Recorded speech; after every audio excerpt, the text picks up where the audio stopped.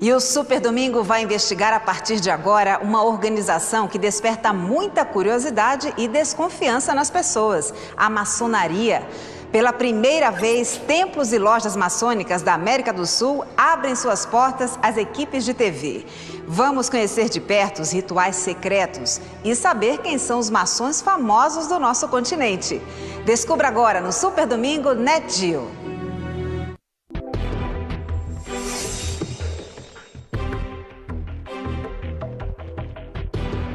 Para alguns, os maçons se reúnem em poderosas, sinistras e até perigosas irmandades secretas e praticam cumprimentos e rituais obscuros.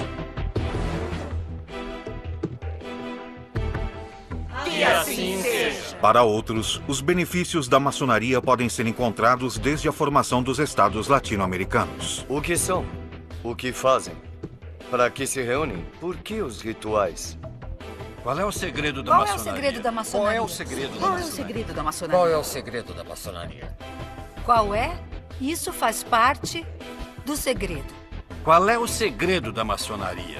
Quem são os maçons? O que fazem? Para que se reúnem? Por que os rituais? E pela primeira vez na sua história, ela abre suas portas. O que existe? E o que acontece por trás destas portas?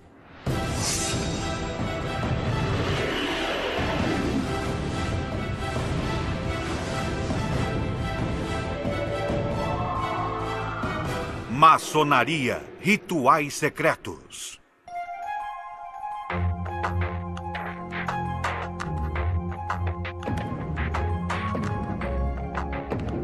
A maçonaria está cercada de lendas, mitos e mistérios. Quais são os segredos que ela oculta?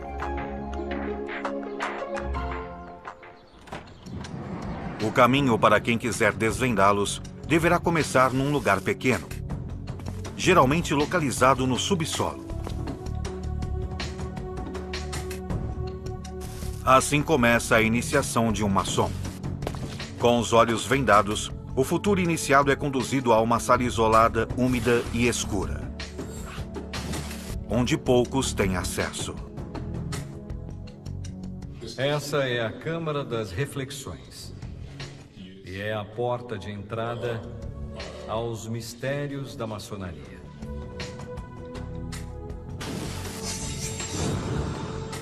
São mistérios que os maçons ocultam dos que eles chamam de profanos e que apenas podem ser revelados se preservarem a sua identidade. Quem pretende ser iniciado deve passar a noite ali, apenas com uma vela, sal e água, e refletir sobre sua própria morte, sua finitude e sobre a infinitude do universo.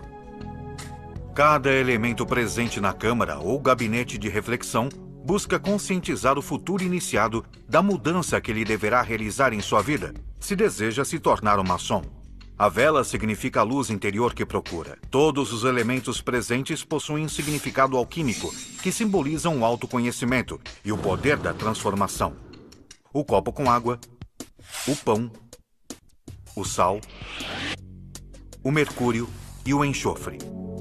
Nesta pequena sala também está presente a caveira, símbolo da morte. O homem profano deve morrer para renascer como maçom. E ele deve se perguntar: o que deixa? Qual é o seu testamento se hoje fosse seu último dia de vida? Com esse tipo de experiência, o que eles pretendem é que o maçom abra sua mente e perceba sua pequenez, mas também toda a sua perfeição. Isso é o que define a iniciação. Você está em um estado e passa a outro, de uma maneira importante. Parece que não, mas isso te transforma. E um dia você percebe que não é mais o mesmo que quando chegou aqui. Num lugar como este, há mais de 40 anos, Manuel Jiménez Guzmán começou a sua vida de maçom e hoje ocupa o mais alto cargo dentro da maçonaria mexicana. Ele lembra do ritual como uma prova pessoal. Reconhecer a mim mesmo e pôr à prova a minha capacidade, o meu valor pessoal, a minha integridade e a minha capacidade de resolver o que a maçonaria manifesta na iniciação. Um ritual de iniciação que o grande mestre da maçonaria argentina, Jorge Clavero, também viveu. A pessoa senta numa sala e pedem que escreva o que ela sente, e então a pessoa escreve o que está sentindo, o porquê do ingresso e o que espera da instituição que vai te acolher, etc. O ingresso na maçonaria é voluntário. O candidato deve ser apresentado por um maçom e ser entrevistado. E depois que a sua admissão é aprovada pelos demais irmãos, o candidato deve estar disposto a transformar a sua forma de viver e de enxergar o mundo.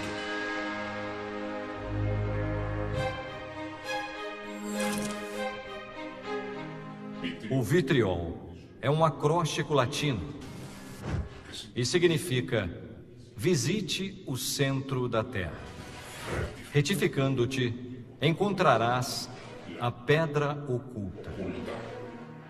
Na câmara de reflexão, o iniciado tem a oportunidade de se arrepender e refletir sobre estas palavras.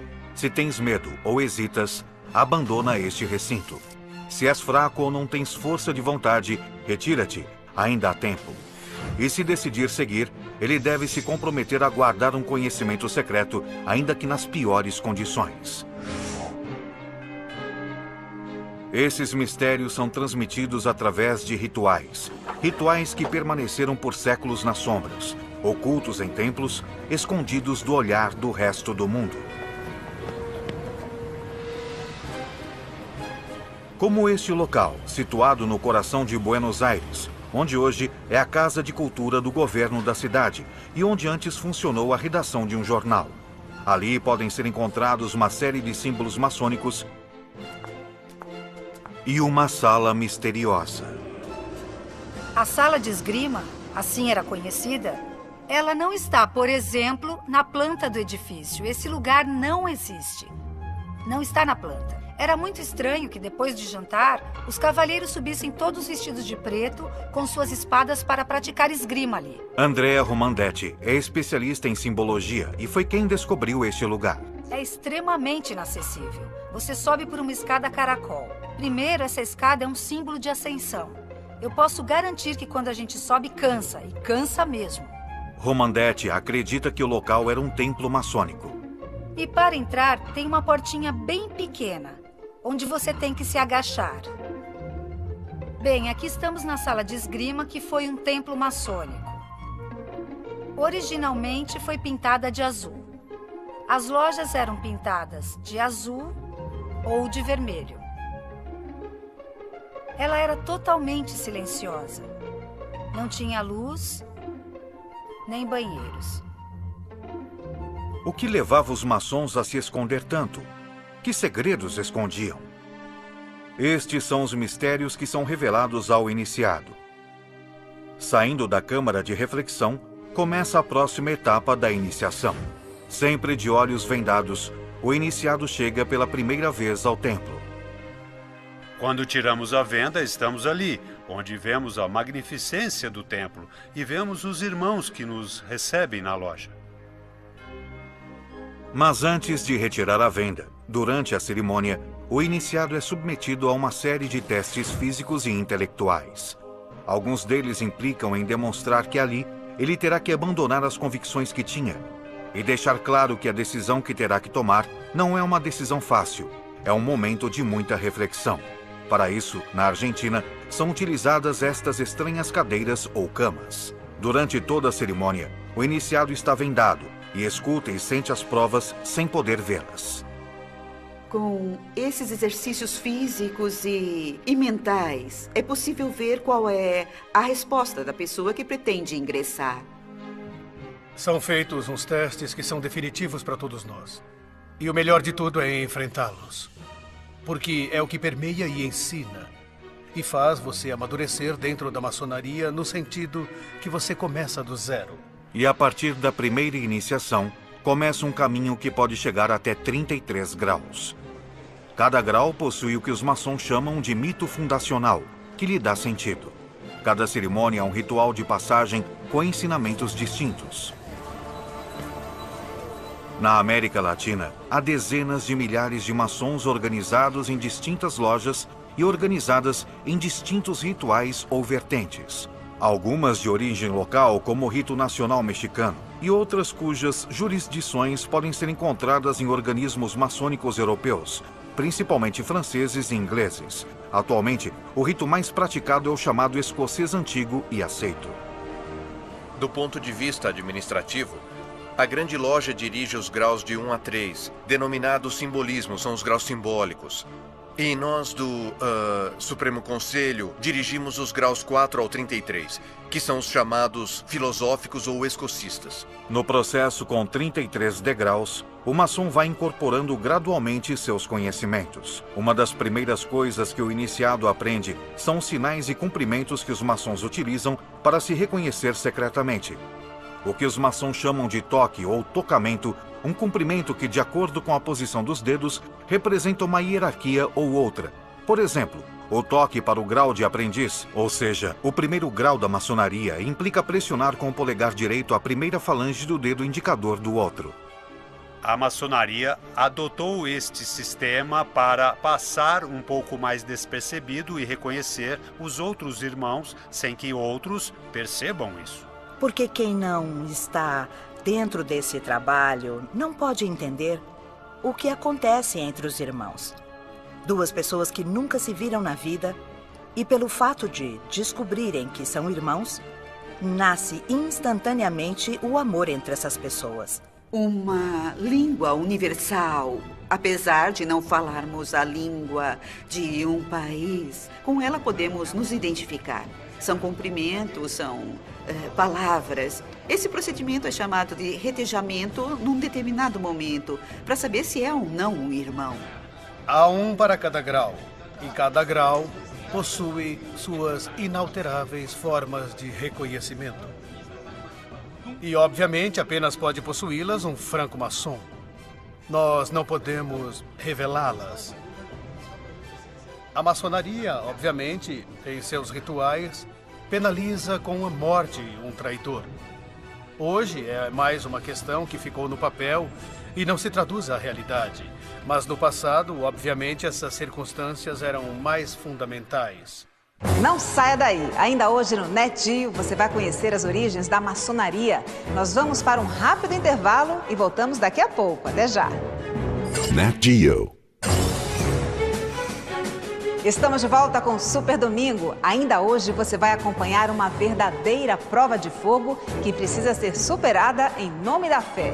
Mas antes, fique com a continuação do documentário Rituais Maçônicos.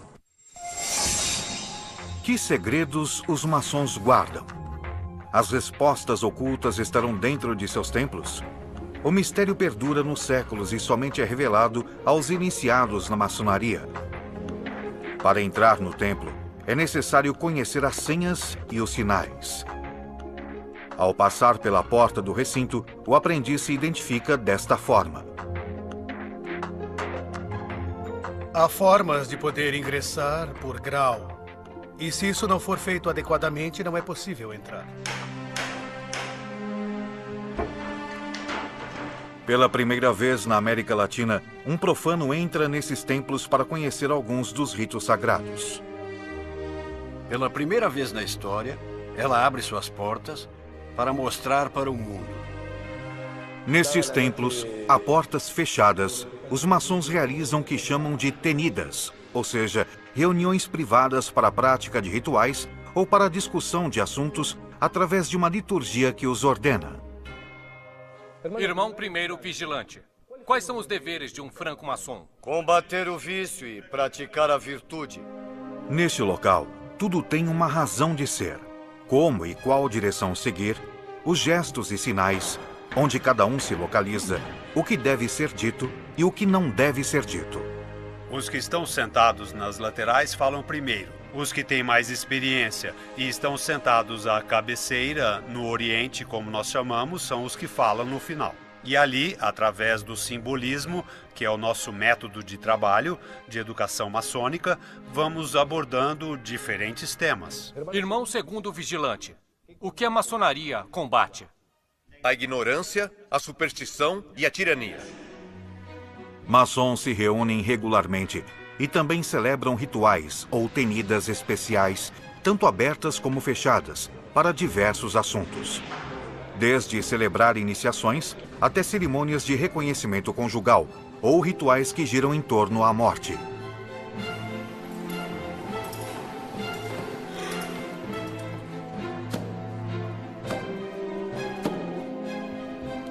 Irmãos, venham. Vossos irmãos vos esperam. Estas reuniões fúnebres são em memória dos maçons mortos. E como todos os seus rituais estão carregados de simbolismo, a cerimônia inclui mel, leite e vinho, que são despejados num caixão para simbolizar as 3 etapas da vida. O mel é a pureza e a inocência da infância. O leite, a força e a vitalidade da fase adulta. E o vinho representa os prazeres da vida e a sabedoria da velhice. O número 3 é o número maçom, presente em todo o seu simbolismo. Os irmãos dão 3 voltas em torno do caixão e com o machado um deles bate 3 vezes. Esses 3 golpes misteriosos, de intensidade variável, simbolizam as 3 fases na vida de um homem: o nascimento, a idade adulta e o último suspiro. São rituais que têm perdurado durante séculos e que são praticados no mundo inteiro. A maçonaria chegou ao México no final do século XVIII e hoje conta com dezenas de milhares de membros. O maçom é um homem disciplinado. Aqui falamos somente quando temos que falar. Os maçons procuram dominar a palavra e também suas emoções para tentar se superar, seguindo as regras da sua instituição. Ela quer que todos e cada um dos que pertencem a ela sejam seres pensantes, que raciocinem, que analisem, que tenham a possibilidade de emitir seus próprios julgamentos. Declaramos abertos os trabalhos na reunião branca. Podem sentar. Que habilidades devem adornar um maçom, querida irmã segundo vigilante? Sabedoria, força e união, venerável mestre. A maçonaria se traduz no conhecimento. Isso é a maçonaria. No centro do templo maçônico encontra-se o chamado Ara, onde se encontram 3 velas, a Bíblia e, em cima de tudo, o esquadro e o compasso, símbolo maçônico por excelência, que representa as ferramentas de trabalho dos primeiros maçons. É obrigação do maçom estudar o que vocês estão vendo aqui, o universo e seus símbolos, e a interpretação da cultura, da política, da filosofia, das ciências exatas e da ciência e da tecnologia. Os maçons de cada século deixaram nas cidades seus sinais e símbolos, que apenas são interpretados por aqueles que podem reconhecê-los. No centro da cidade do México, encontra-se o Palácio Nacional, e poucos dos que passam por ali percebem a presença do esquadro e do compasso. No teto do que foi o Congresso mexicano, encontra-se o triângulo com o olho, símbolo que, para os maçons, representa o grande arquiteto do universo.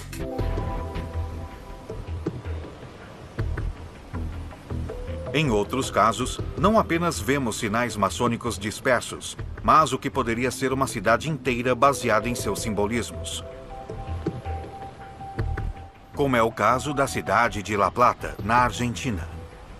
La Plata tem uma antiga relação com a maçonaria ao ponto de ser fundadora. Todos os fundadores e os arquitetos que a projetaram, os urbanistas que a desenvolveram e as mãos que fizeram isso possível, todos eram maçons. Para visualizar melhor a presença do esquadro, que aqui apenas aparece sombreado, aqui realmente temos o esquadro. Dobre este esquadro e vamos encontrar um compasso. O compasso tem o seu vértice numa praça. Esta é a ponta do compasso, o ângulo de um compasso, e esta é a corrente espalhada aqui. É um símbolo maçônico. E cada elo representa um dos maçons espalhados pela face da Terra. Devemos dizer que nos registros da época, em particular nos registros do Departamento de Engenheiros, que foi o órgão técnico encarregado de projetar a cidade, não aparecem, é claro, referências deste tipo de questões. Mas até que ponto a influência maçônica forjou a América Latina tal como a conhecemos hoje? Benito Juárez, um dos mais importantes personagens da história do México, era maçom. A lembrança da sua iniciação maçônica está presente no Palácio Nacional do México. Benito Juárez significa independência e identidade para todos nós. Sem dúvida, ele é o maçom mais distinto que houve no país. E honrar Juárez na vida cotidiana, no comportamento cotidiano e na defesa e salvaguarda da República Laica, da República Soberana e da República. Viva Juárez! Viva! Se todos esses líderes da emancipação americana não tivessem tido o apoio da maçonaria, eles não teriam conseguido lutar contra esse poder totalmente concentrado do absolutismo monárquico. Os grandes homens da história, como San Martín, estavam imbuídos pelos valores de liberdade, igualdade e fraternidade. Tivemos membros como San Martín, Miranda, o próprio Bolívar. Não há registros em instituições maçônicas, mas muitos deles foram membros do que conhecemos como Loja Lautaro, ou Sociedade de Americanos ou Cavalheiros Racionais. Mas esse tipo de organização é o que nós denominamos de sociedades paramaçônicas, que tomam a forma da maçonaria, mas não são maçonaria no sentido de que não estão registradas em nenhuma obediência maçônica existente. O fato é que muitos maçons têm estado vinculados à vida política de seus países, moldando sociedades de acordo às suas ideias. No Uruguai, a maçonaria marcou a vida cultural, política e social. Um país que eu diria que é bastante maçônico, no sentido de como tem permeado as instituições, toda a sociedade e até mesmo as instituições de ensino público do país. O uruguaio é um cara muito maçom, sem querer ser e sem saber disso. Influenciado pela maçonaria, o Estado uruguaio se separou da Igreja no início do século XX, e a educação é a laica desde o século XIX. No pequeno país rio-platense, encontramos até igrejas com símbolos maçônicos.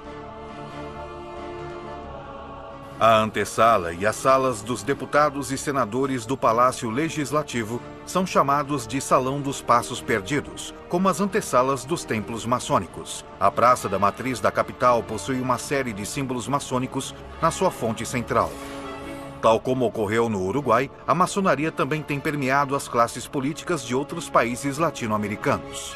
Muito bem, nós já abordamos os assuntos mais importantes da Loja do Vale do México. A maçonaria mexicana sempre esteve vinculada com a política durante todo o século XIX e boa parte do XX. Os maçons eram membros da classe política e muitos deles decidiram se basear na estrutura maçônica para obter benefícios políticos. Os maçons dominavam o México. Aqui no México não podia haver um político de alto nível que não fosse maçom. Pelo menos as evidências que eles iam deixando nas ruas e lugares era assim.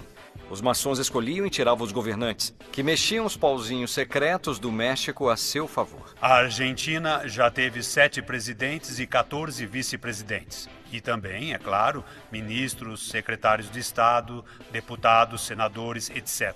Já tivemos participação decisiva em muitos processos democráticos na Argentina e estamos atuando agora. Alguns maçons chegam a afirmar que já tiveram influência no esporte. O pai do futebol na Argentina era o venerável, o presidente da loja Excelsior, chamado Alexander Watson Hutton. Uma influência que pode ter alcançado um dos times de futebol mais famosos do mundo. O River foi criado pela loja Liberi Pensatori, que eram italianos garibaldinos. A própria camisa do River proporciona outro elemento no qual se apoiam alguns maçons para validar a sua versão. Pedro Martínez, influenciado por suas ideias maçônicas e sabendo que na Escócia os grandes mestres usavam uma faixa, teria sido então quem sugeriu a inclusão dessa faixa na camisa imortalizada ao longo da história do River. Entretanto, esta não é a história oficial do Clube Atlético River Plate da Argentina. Não houve fundador do clube que tivesse citado nunca este tema da maçonaria em nenhum de seus aspectos. Se houve, eles levaram para outra vida. Em outro âmbito, como o artístico, figuras importantes também têm sido associadas com a maçonaria. Aqui temos a ata de iniciação de Mário Moreno, o Cantinflas. De acordo com este documento, o ator e cineasta Mário Moreno foi maçom e trabalhou neste mesmo templo onde hoje maçons mexicanos se reúnem. Mário Moreno, o Cantinflas, é um ícone, justamente do cinema mexicano. E algumas de suas facetas, sua linguagem, sua vestimenta, muitas vezes são tiradas da dinâmica de como os iniciados começam a fazer parte da instituição. Mas enquanto a maçonaria se orgulha de seu impacto positivo na política, na cultura e na sociedade, também há pessoas que se aproveitaram disso para seus próprios propósitos. Em meados dos anos 70 do século XX, na Itália, uma loja chamada Propaganda Due, de origem maçônica, mas expulsa pela maçonaria, foi comandada por Lício Gelli. Gelli usou o secretismo da maçonaria para construir uma rede própria de poder, que transformou a loja Propaganda Due em um dos sistemas secretos de poder mais impressionantes do século XX. E da Itália, a loja Propaganda Due chegou à América do Sul, especialmente Argentina e Uruguai, onde ditadores militares governavam naquela época e com os quais concretizaram negócios. Durante o golpe de Estado de 1976, Roberto Viola, o general Viola, que foi um dos ditadores que comandou a Argentina, assina um acordo onde Gelli se compromete a trabalhar pela ditadura em troca de negócios que a ditadura facilitaria, como a venda de armas ou interferência no sistema bancário, tanto em Buenos Aires como no Uruguai. A maçonaria nega o envolvimento nas ações de Lício Gelli e da Propaganda Due. Usaram a maçonaria, a estrutura que ela tinha, para fazer uma organização mafiosa. A maçonaria em si não teve nada a ver com isso. A maçonaria permite que seus membros tenham uma rede de contatos como a que Gelli usou para seus propósitos pessoais. A mesma que muitos deles usam para ter sucesso em suas vidas pessoais. Os maçons estão em todos os lugares, em todos os partidos, em todas as universidades, públicas e particulares, em todas as associações. Se você ouvir a música de Mozart, como a flauta mágica, é uma iniciação maçônica. Se você ler literatura, Alexandre Dumas, em Memórias de um Médico, você está lendo a iniciação maçônica. Não se trata apenas de ter uma rede de contatos e se superar como pessoa. Ao fazer parte da Irmandade, os maçons se comprometem a se ajudar entre si com sinais e palavras-chave de auxílio, que todos eles conhecem. Os próprios meios inalteráveis de reconhecimento também têm palavras de auxílio.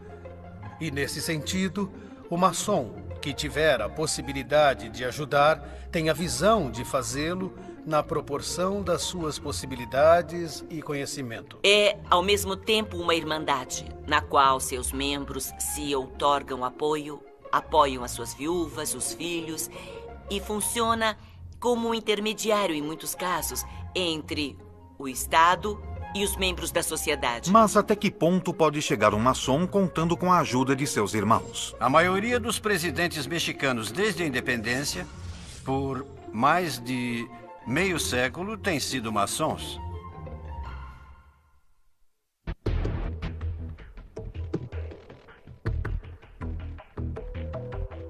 A maçonaria é uma sociedade iniciática que mantém seus ritos e cerimônias em segredo, abertas apenas para aqueles que decidem pertencer à organização. Para entrar em seus templos durante os rituais privados, é necessário que tenha realizado antes um rito jamais revelado, a iniciação. Porém, quem consegue ingressar, descobre ali uma longa série de símbolos que deverá estudar em seu caminho para o grau 33.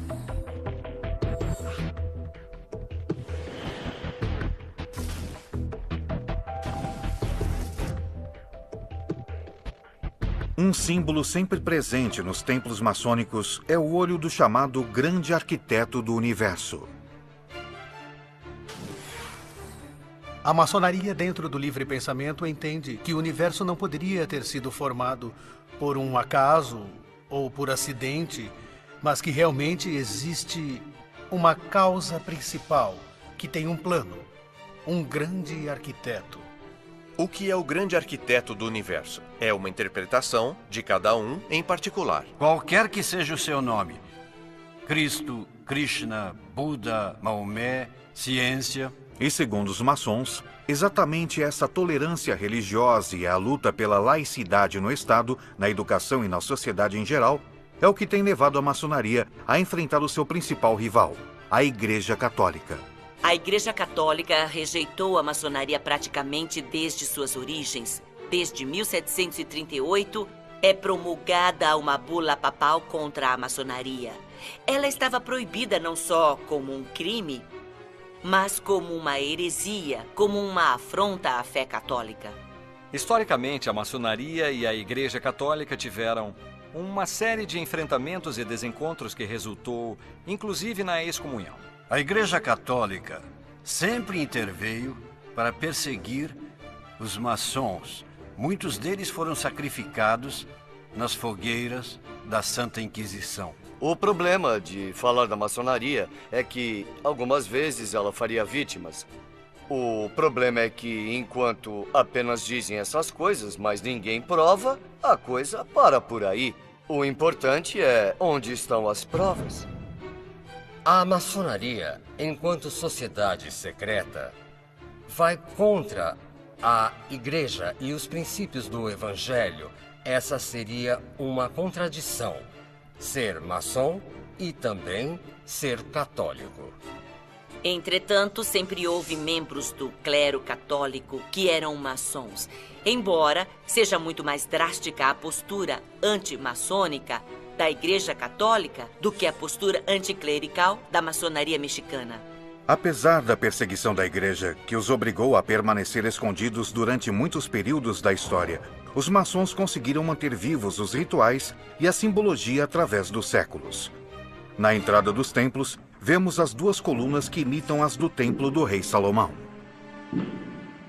E quando o iniciado passa por elas, revive o parto por entre as pernas da mãe para representar o novo nascimento como maçom. O pé das colunas em pedra bruta é o que simboliza o aprendiz maçom. E a pedra polida, portanto, é o maçom que já domina os segredos e rituais. Diante das colunas com direção ao leste, encontra-se o lugar onde estão as autoridades da loja. O lugar é chamado de o Oriente.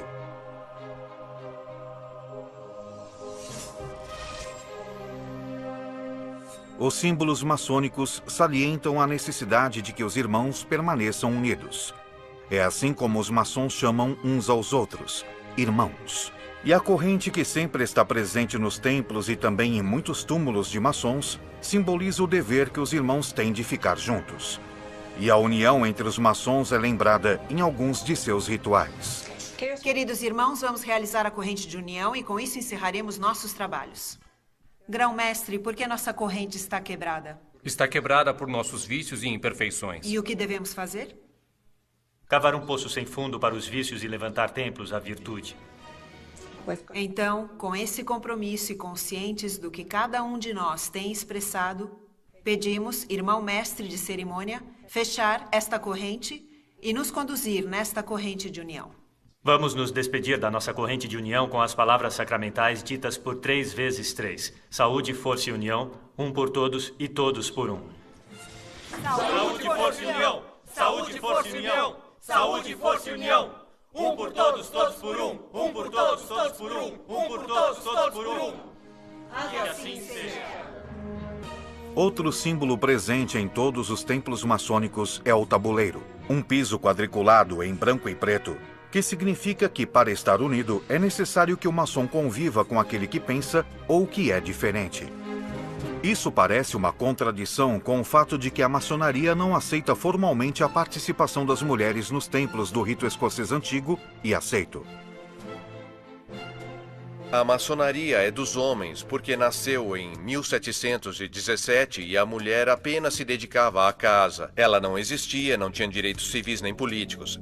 Então foi criada como uma sociedade de homens e com o tempo tornou-se uma tradição. Porém, desde fins do século XIX, as maçonas latino-americanas tentam ser reconhecidas e aceitas como iguais. Se a maçonaria nos diz que temos que ser pessoas livres e de bons costumes, então isso vale também para homens e mulheres. A diferença está principalmente na parte energética, porque a energia feminina é diferente da energia masculina. É mais mística. Por natureza, somos mães. Por natureza, somos educadoras. O que impede o ingresso formal das mulheres é um landmark, ou seja, é uma das regras fundamentais da maçonaria. Existe um landmark, uma lei do rito escocês antigo e aceito, o número 18, que diz categoricamente que as mulheres não devem estar na maçonaria. E essas regras escritas possuem uma peculiaridade. Um dos artigos proíbe que eles sejam modificados. Ninguém pode discutir que existimos. Ninguém pode negar que trabalhamos tão seriamente quanto o masculino. E ninguém pode negar à mulher o direito de poder trabalhar maçonicamente. E assim, as mulheres maçons latino-americanas vão ganhando terreno pouco a pouco. Mulheres de vários países da América do Sul se reúnem pela primeira vez no Grande Templo Masculino de Buenos Aires para festejar o 10º aniversário da Grande Loja Feminina da Argentina. Elas passaram pelos mesmos rituais de iniciação que os homens. Porque a união de todas as mulheres vai tornar isso possível, queridas irmãs. Que a maçonaria transforme o mundo. Saúde. Saúde. Força. Força. E união. E união. Isso mesmo. No México, as líderes das grandes lojas femininas conseguem entrar pela primeira vez no templo dos graus mais altos da maçonaria masculina, o chamado Grande Consistório de Grau 33. Embora, ao contrário dos homens, não tenham permissão para trajar ali suas vestimentas maçônicas, elas foram pela primeira vez chamadas de irmãs pelo grande comendador. Estas palavras primeiro começam com a minha gratidão às irmãs e aos irmãos no dia de hoje. Foi a primeira vez e acho que isso é importante para eles e para nós, não? Porque parece que não, mas vai haver um futuro onde nós vamos poder nos unir todos juntos. Em termos gerais, o papel da mulher tem sido sempre relegado na maçonaria. E a maçonaria que permite o acesso de mulheres perde o reconhecimento internacional. Portanto, muitos maçons, embora quisessem aceitar mulheres, preferem evitar os conflitos com as organizações maçônicas internacionais e não incluem as mulheres em seus grupos. Tanto mulheres como homens compartilham a necessidade de manter certos aspectos dos rituais maçônicos em absoluto sigilo. Então eu nunca vou poder abrir as portas do meu templo para que assistam a uma reunião ou uma iniciação ou a uma cerimônia. Porque isso é parte da maçonaria. É o segredo maçônico. Por que o segredo? O que leva os maçons a mantê-lo?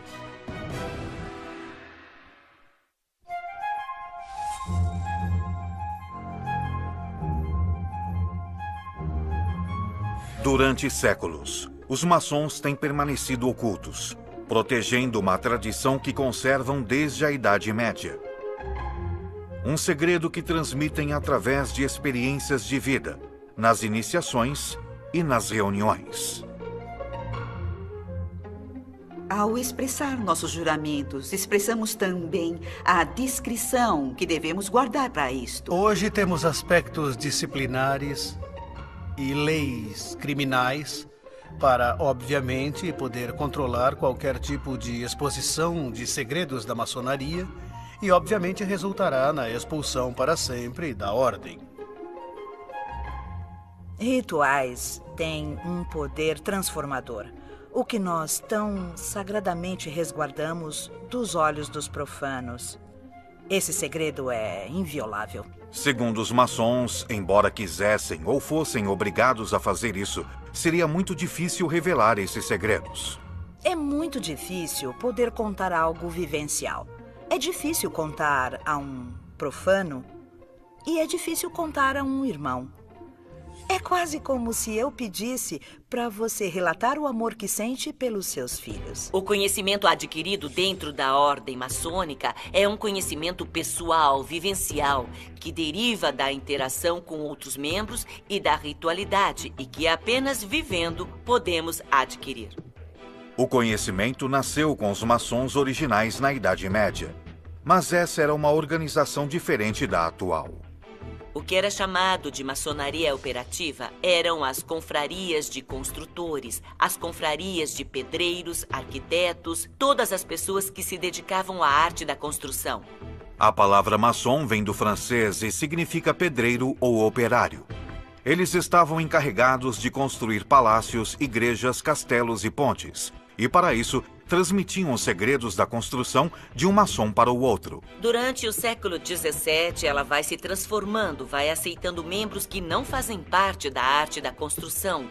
E são os filósofos, políticos, médicos, químicos, e começam a utilizar o espaço, a estrutura do que era uma confraria para gerar uma sociedade de pensamento, uma sociedade de ideias.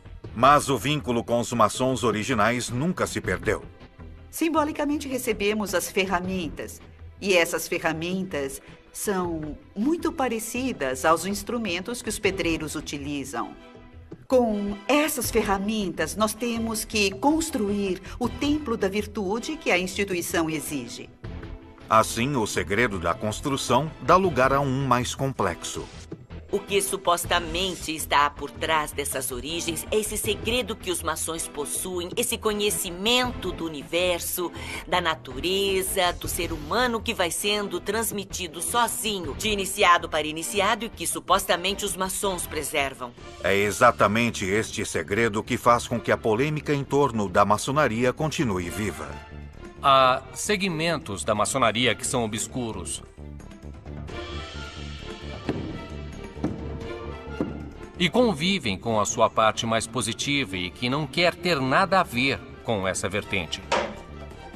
Eles foram acusados de muitíssimas coisas, e de conspirações e de toda essa questão. Há muitos mitos e questões de maçons, de sua forma de comunicação, de sua forma de governar, de sua forma de levar a direção do mundo, é o que dizem. Muito além de mitos e teorias da conspiração, é inegável que a maçonaria tem sido um elemento-chave na história das sociedades latino-americanas. E, como tal, tem sido sempre não o motor da história, mas uma ferramenta com a qual a maior parte dos políticos, sobretudo os liberais ou os radicais, tem recorrido para consolidar seus projetos políticos. E os maçons garantem que também tem sido uma ferramenta de desenvolvimento pessoal para cada um deles. O meu caráter, a minha forma de pensar, de agir, não pode ser explicado sem pertencer à maçonaria. Eu tenho orgulho de ser maçom, porque eles me ensinaram a trabalhar livremente o meu intelecto e porque eles me ensinaram o caminho certo na vida. Eles me ensinaram a usar a razão na procura da verdade.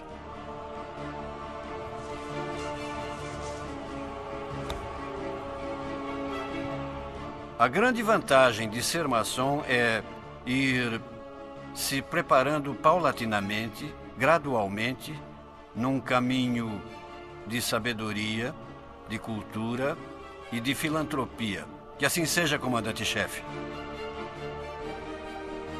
Seus críticos ainda apontam falhas. Eles falam apenas uma parte. Falam de ritos de iniciação. Falam que qualquer pessoa pode ser maçom, inclusive bispos e sacerdotes. Mas no fundo a pergunta sempre fica: o que são? O que fazem? Para que se reúnem? Por que os rituais? As regras da maçonaria estão contra a transparência de abrir as portas de seus templos para a comunidade. De alguma forma, a maçonaria vai ter que acabar resolvendo essa contradição entre o segredo e a transparência de mostrar para a sociedade que eles são um grupo de pessoas que simplesmente querem um mundo melhor. Um por todos, todos por um. Um por todos, todos por um. Que assim seja. Enquanto a maçonaria mantiver muitos de seus rituais ocultos, impedindo que venham à luz, essas dúvidas certamente continuarão presentes em toda a sociedade.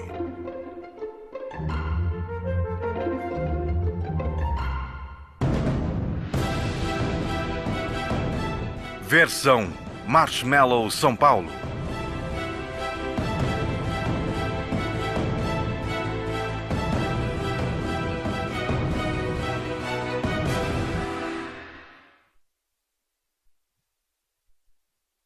Na sequência